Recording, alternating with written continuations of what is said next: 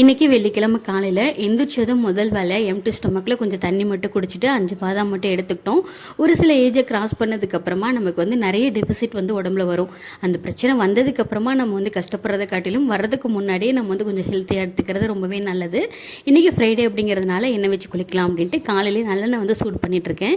நல்லெண்ணெயே கொஞ்சம் கிளைமேட் ஒரு மாதிரி இருக்குன்னு அப்படியே தேய்ச்சிக்காமல் கொஞ்சமாக பூண்டு, அதுக்கப்புறமா 2 மிளகு சீரகம் மட்டும் சேர்த்துருந்தேன். நல்லா சூடானதுக்கப்புறமா தலைக்கு ஒரு 2 மணி நேரம் நல்லா ஊற வச்சுட்டு அதுக்கப்புறமா ஹேர் வாஷ் பண்ணிக்கிட்டேன்.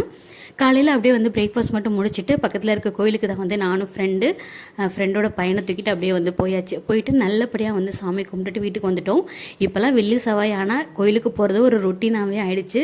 வந்த புதுசுலலாம் அவ்வளோ சீக்கிரம் இந்த கோயிலுக்கு வரவே மாட்டேன். பட் இப்போல்லாம் எப்போ நினைக்கிறோனோ அப்போல்லாம் வந்ததுமே கையோட லஞ்ச் சமைக்க ஸ்டார்ட் பண்ணியாச்சு. மதியம் லஞ்சுக்கு காய்கறி நிறைய போட்டு சாம்பார், பீட்ரூட் பொரியல், காலிஃப்ளவர் ஃப்ரை, ரசம். இன்றைக்கி டே சூப்பராக போச்சு.